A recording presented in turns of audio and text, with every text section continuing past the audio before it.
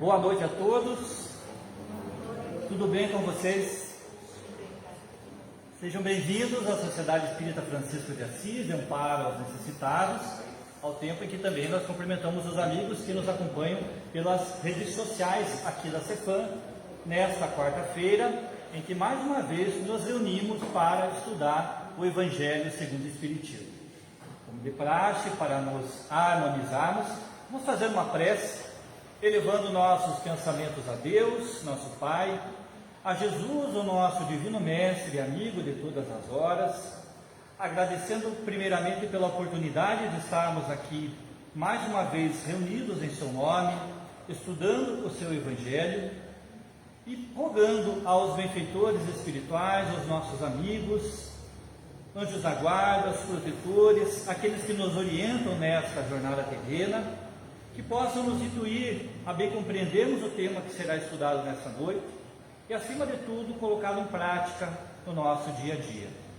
Que Jesus abençoe nossos propósitos nessa noite, possamos receber a mensagem com alegria, com os nossos corações abertos, a fim de que possamos encontrar a paz e o equilíbrio que viemos em busca nessa casa. Que assim seja. Então, estudando o Evangelho segundo o Espiritismo, hoje o capítulo 16, não se pode servir a Deus e a Mamon.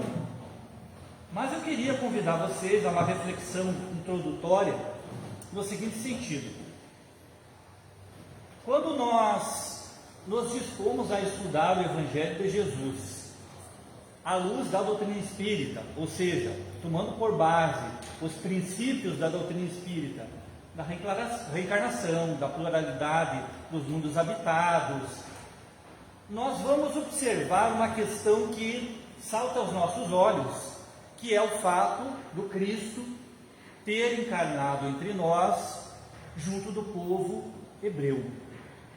Porque, a princípio, quando nós vamos estudar o chamado Velho Testamento, a impressão que se tem é que entre os hebreus havia um povo muito belicoso, muito guerreiro, e que talvez a primeira impressão fosse difícil de imaginar que a mensagem do Cristo caísse ali de uma forma mais fácil. E nós temos outros povos que a essa época tinham crenças talvez mais espiritualistas, mas o fato do Cristo ter optado pela encarnação entre o povo hebreu se deve principalmente ao fato de que aquela época, pelo menos ao que se tinha conhecimento, era um povo monoteísta. Então, entre todos aqueles que tinham a crença em vários deuses, os hebreus tinham a crença num único Deus.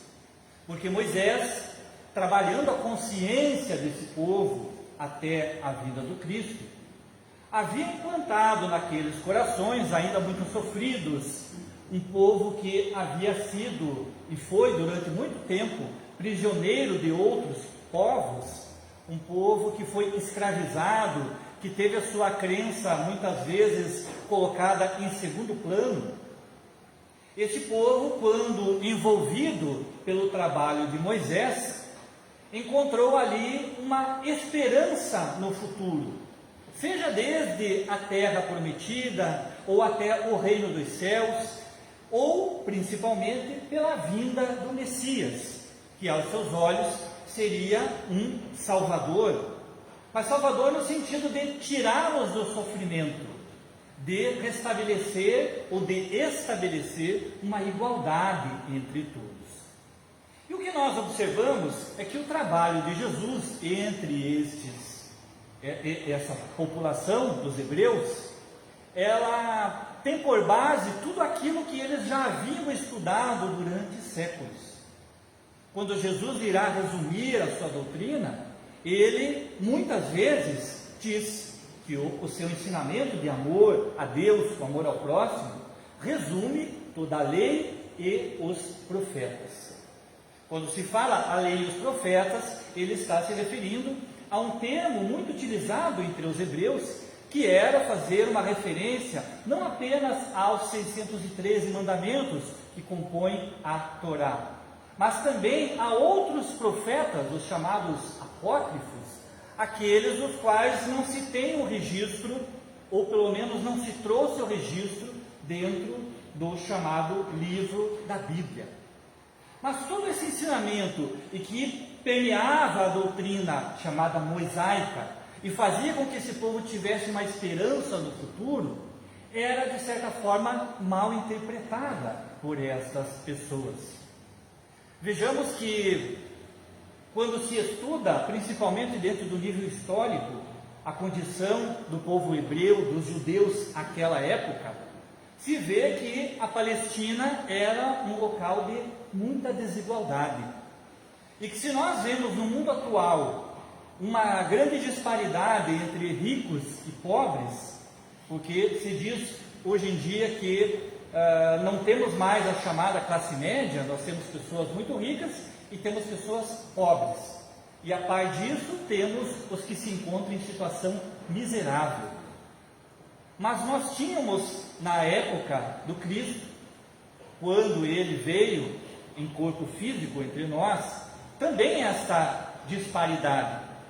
Tínhamos lá também grande injustiça, uma grande diferença entre as condições econômicas, entre as condições sociais.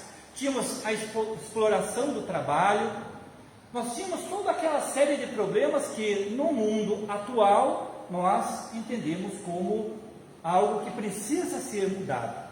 Então isso já vem desde a época dos hebreus. O fato é que para eles, assim como para muitos de nós no momento atual, a mudança ou o equilíbrio entre as pessoas, a igualdade desejada, era para os hebreus, assim como alguns da nossa condição atual, a necessidade de conquistar poder, de ganho.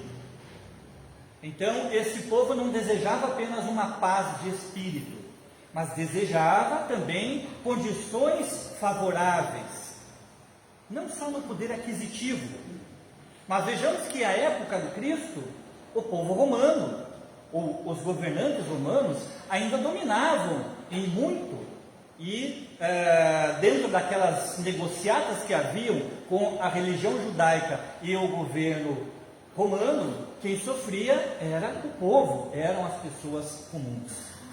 Nós tínhamos, por um lado, o governo religioso, dos chamados doutores da lei, tentando cada vez mais conquistar adeptos e fincar suas bases religiosas para manter os ganhos do templo, não apenas financeiros, mas também o ganho político, o ganho de poder sobre as pessoas.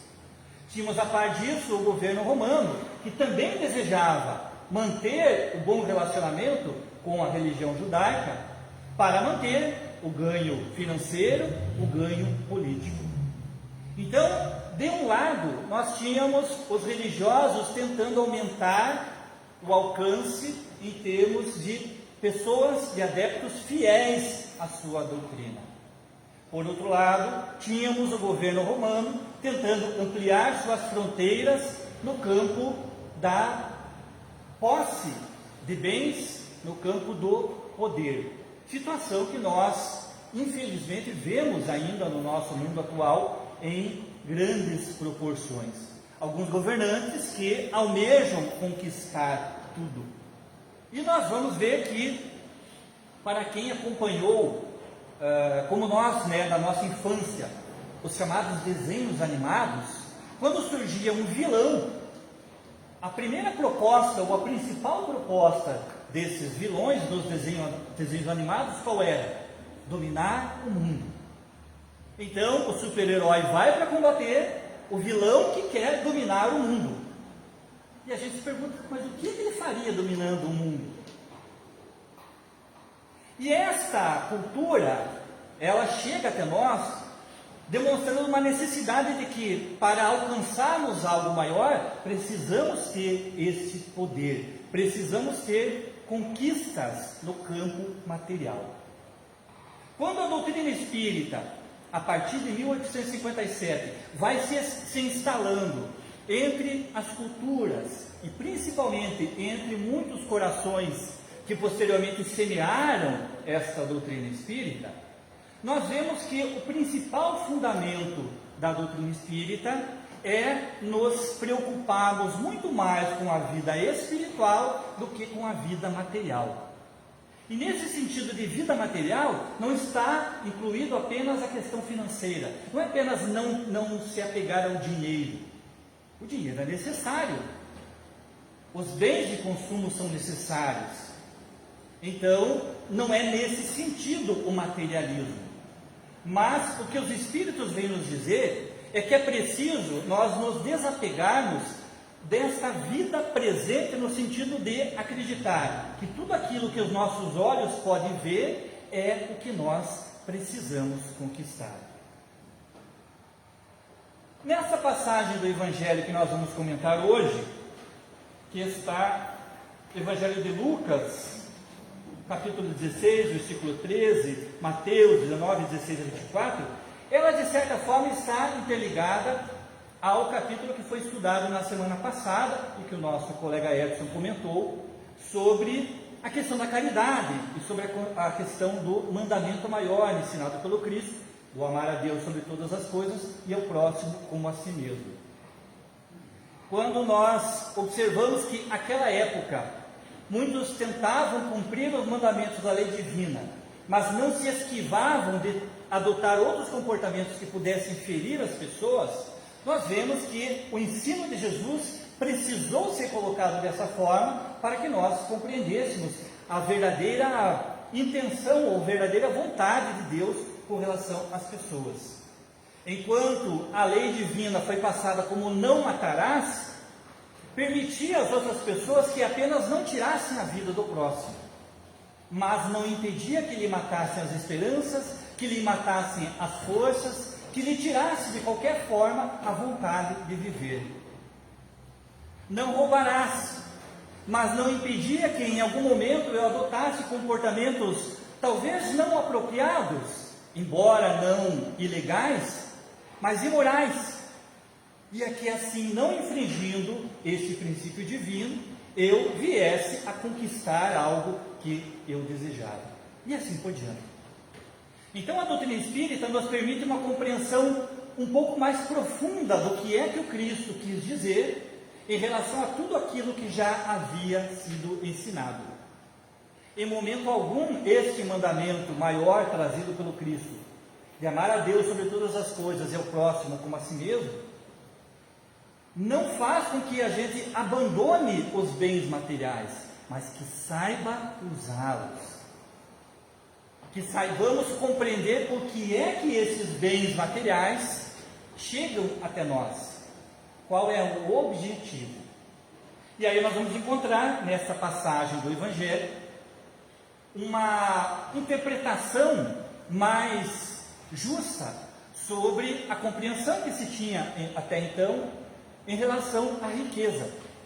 Kardec vai chamar de salvação dos ricos e comentar a passagem em que o chamado jovem rico, e é muito interessante essa expressão trazida pelos evangelistas, porque momentos antes dessa circunstância, desse acontecimento, seja porque cronologicamente teria acontecido nesse momento, ou seja porque os evangelistas entenderam por bem agrupar esses ensinamentos, mas um pouco antes nos evangelhos, nós vamos encontrar algumas falas do Cristo, convidando a reflexão sobre não se apegar aos bens, a valorizar os bens da vida espiritual, aonde as traças não comem, os ladrões não podem furtar e assim por diante.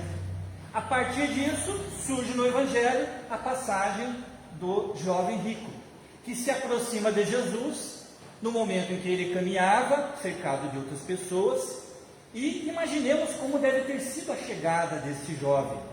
Se ele era rico, provavelmente veio numa liteira, carregado por alguns homens que ali desempenhavam a sua função, o desceram, e ele com as vestes mais brilhosas que se podia imaginar, diante de todo aquele povo em condições sofríveis, que acompanhavam o Cristo caminhando pelas ruas, muitas vezes empoeiradas e desérticas.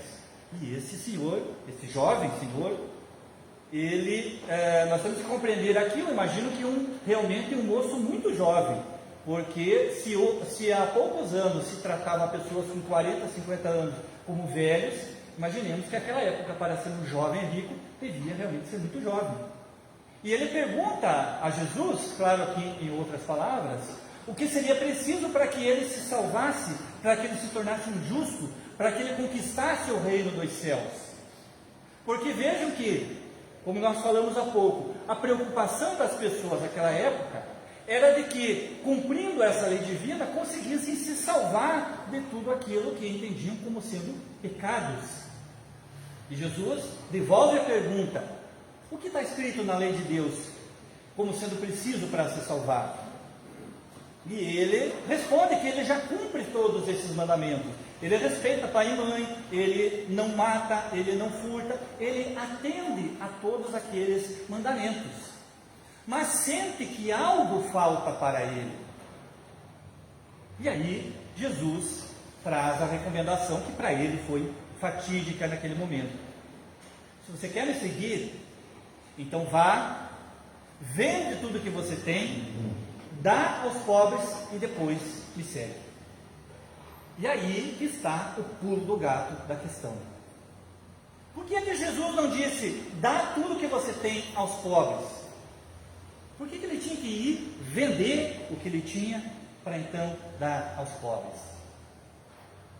Quando nós nos dispomos a fazer a caridade material, chega mês de maio, junho, começa a esfriar, campanhas do agasalho, a gente vai, abre o guarda-roupa, escolhe lá algumas peças que não utiliza mais, eventualmente uma ou outra peça que ainda está muito boa, mas que nós ganhamos e não é tanto da nossa preferência, e a gente reúne e doa. E se a gente tivesse que vender esses produtos para entregar em dinheiro para essas pessoas? Imaginemos que esse jovem rico tinha castelos, tinha artigos, artefatos de ouro, as peças de ouro na casa. Adiantaria ele dar uma valiosa coleção de cristais a uma família que estivesse passando fome? Olha, eu trouxe para vocês aqui pratos de ouro. Mas nós não temos nem o que colocar dentro do prato. Nosso problema é a comida. A gente come até na mão, mas não tem o que comer. Olha, aqui eu tenho animais valiosos aqui, ganharam muitos concursos, inclusive se conta que esse jovem participava de corrida de bigas, né? Olha, eu trouxe aqui uma biga com cavalos e vou entregar para vocês. De que adiantaria para essa família? Então, o que Jesus propõe para esse jovem rico, e é interessante porque ele, sendo jovem, tinha a possibilidade de raciocinar, era vender esses bens. Porque ele precisava passar por esse desprendimento. Ele precisava perceber que aqueles bens que ele possuía poderiam ser convertidos em favor de alguém, e não apenas doados. Ele poderia naquele momento ter dito, mas Senhor, e se eu abrir uma grande propriedade e dar emprego a essas pessoas? Se eu... Não se fala exatamente qual era a fonte de renda desse cidadão. Mas a proposta de Jesus é que ele venda esses bens, que ele passe por esse desprendimento e que então ele entregue aos chamados pobres. Depois, o siga. Aí você pensa assim, mas ele queria seguir naquela hora, ou não? Será que daria tempo? Será que Jesus esperava que dali algumas semanas ele voltasse? Não era bem esse seguir que Jesus o convidava.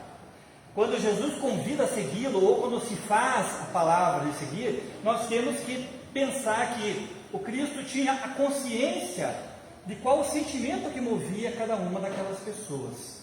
Há uma passagem nos Evangelhos, que eu não vou lembrar exatamente o capítulo, mas em que Jesus está dialogando com algumas pessoas, e uma pessoa se aproxima e diz, eu quero segui-lo, permita-me que eu o siga.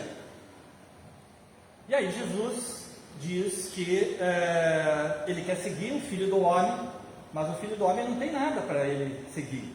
Não tem nem sequer uma pedra para recostar a cabeça. Em outras palavras, Jesus, mas por que você quer me seguir? Porque ele sabe o sentimento desse cidadão.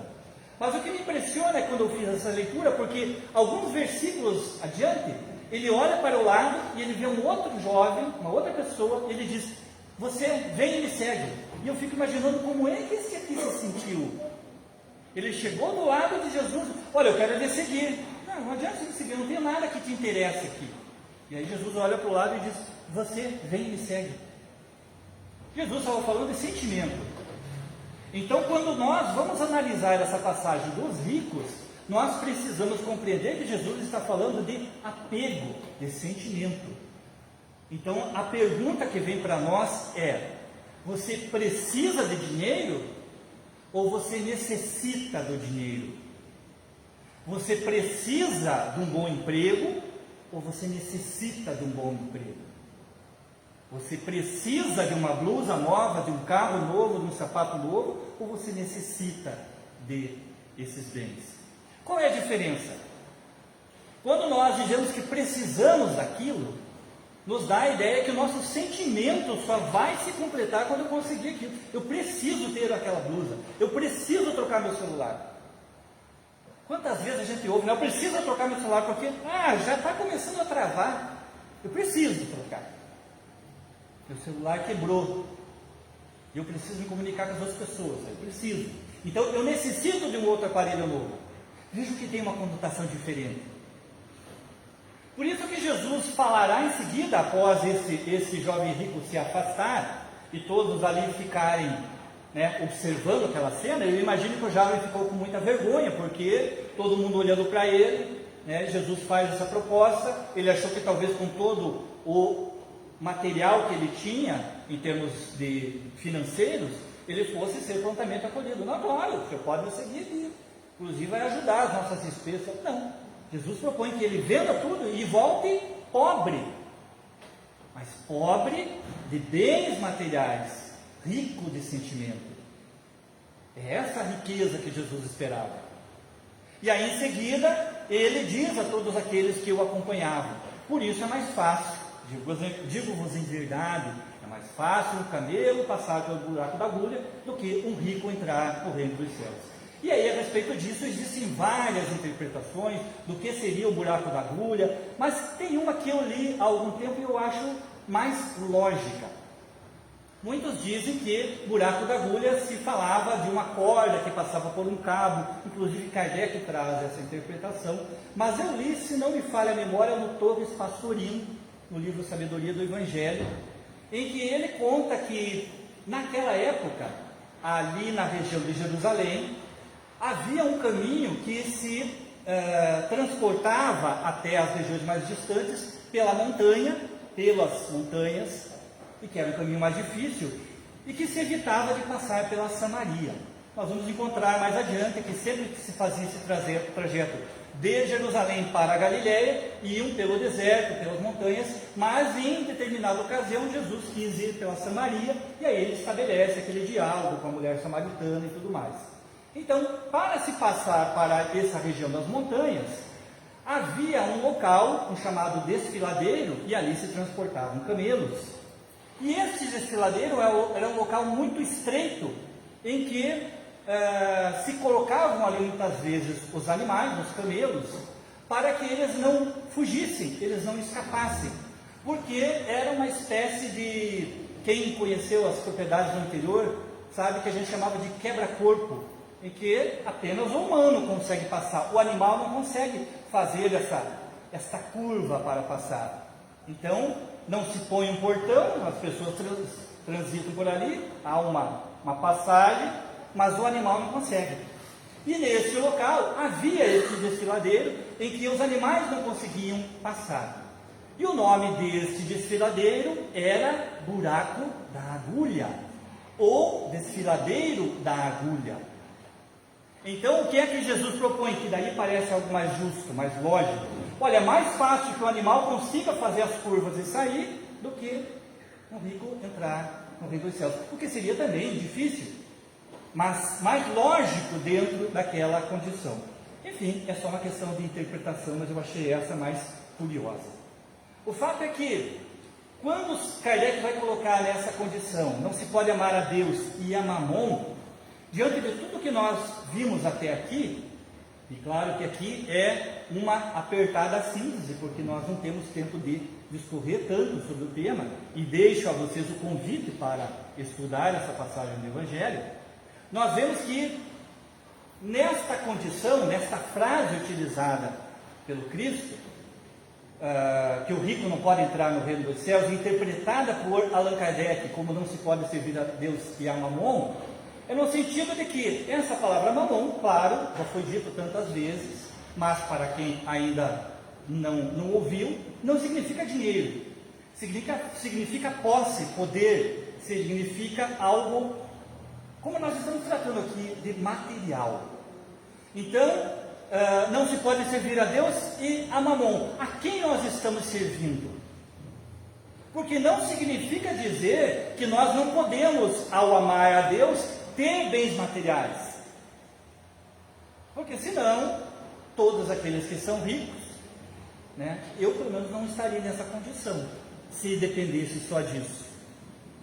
Mas aquele que é rico, não, eu vou doar tudo então, porque eu quero entrar no reino dos céus. Eu quero a minha salvação, eu quero me tornar digno de receber a bênção de Deus pelas minhas próximas existências.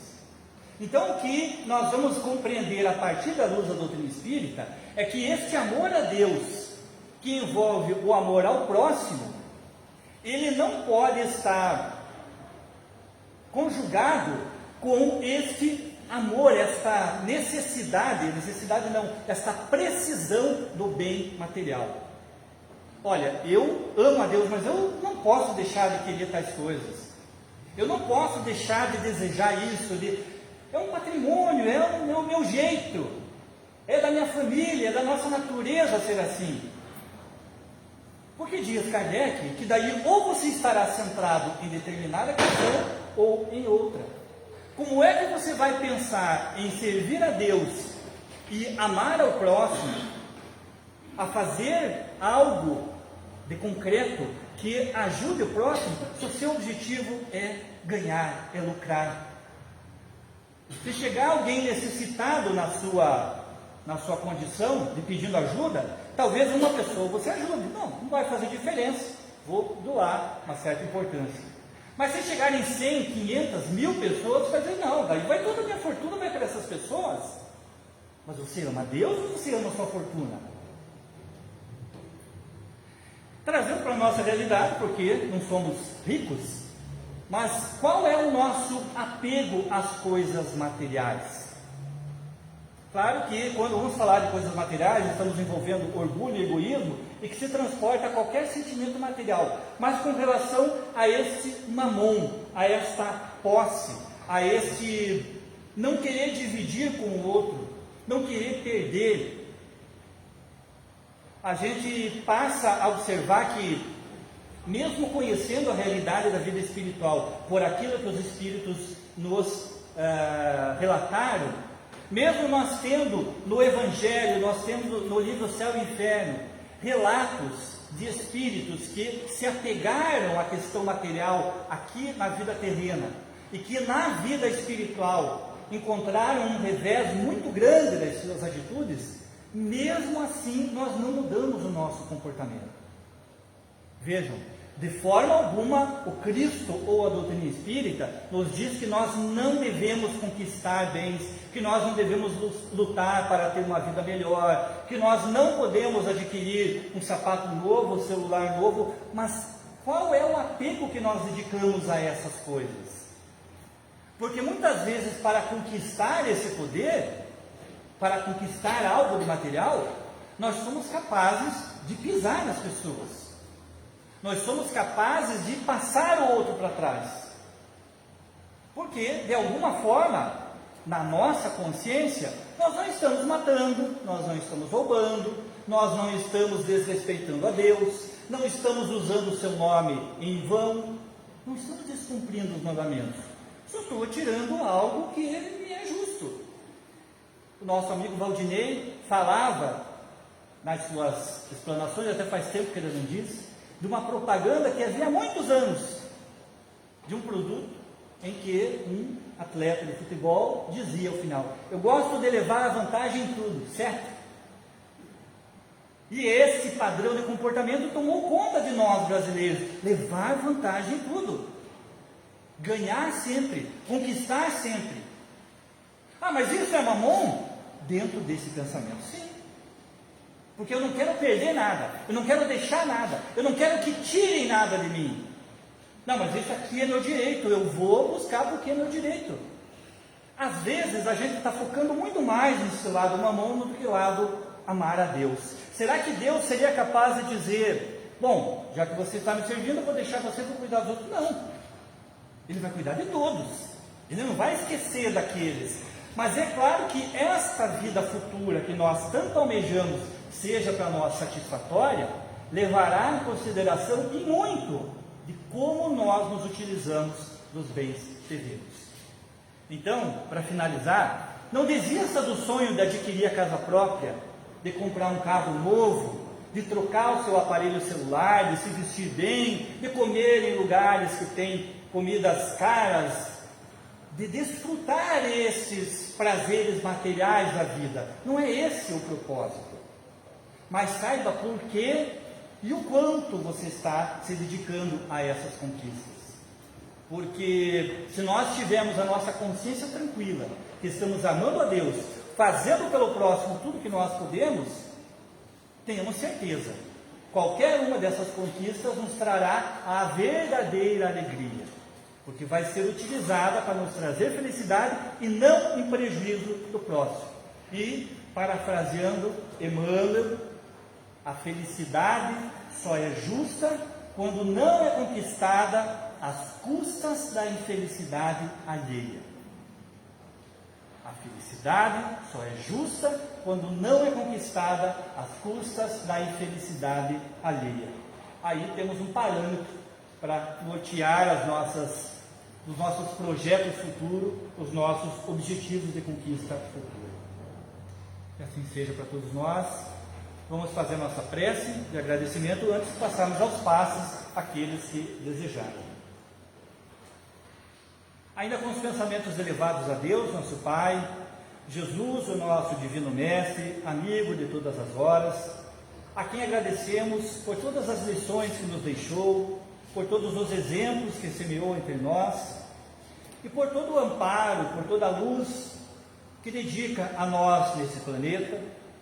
Nós agradecemos pelas bênçãos que recebemos nessa noite, pelos bons fluidos que certamente foram derramados sobre todos nós, e pedimos nesses instantes, humildemente, que esses bons fluidos de paz, de amor, fluidos salutares, alcancem também a todos os nossos irmãos, a quem lembramos em pensamento nesses instantes, encarnados ou desencarnados, familiares, amigos, aos que porventura nos veem como inimigos, e aos que passam por aflições nos hospitais, nos presídios, nos albergues, orfanatos, aos que estão nas ruas, aos que estão em guerra, aos que lutam pelo poder desenfreado, aos nossos governantes, aqueles que se desviaram pelos caminhos do vício, que se perderam neste caminho do suicídio, a todos os necessitados, enfim, que a nossa prece possa chegar até eles.